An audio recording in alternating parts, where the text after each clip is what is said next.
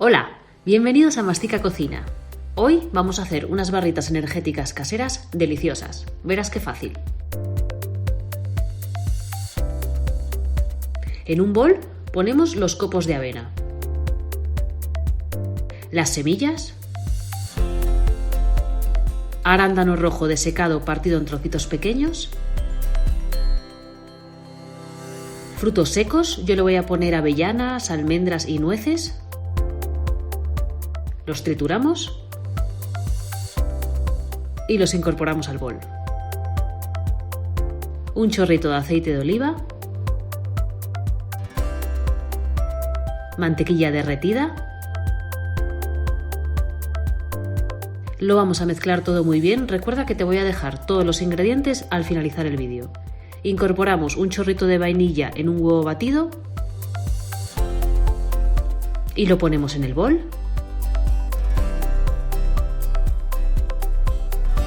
Mezclamos bien. Galletas integrales trituradas, las ponemos también en el bol.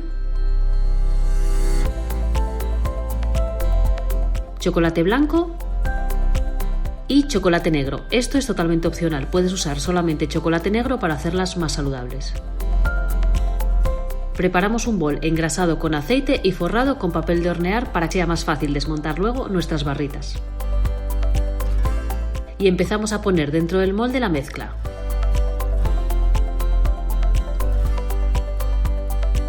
Solamente llenaremos el molde unos 3 centímetros, aunque va a depender del grosor que quieras en tus barritas. Aplastamos la mezcla con una cuchara para que se integre mejor. Y a mí, con estas cantidades que te voy a dejar al finalizar el vídeo, me salieron 2 moldes, unas 15 barritas.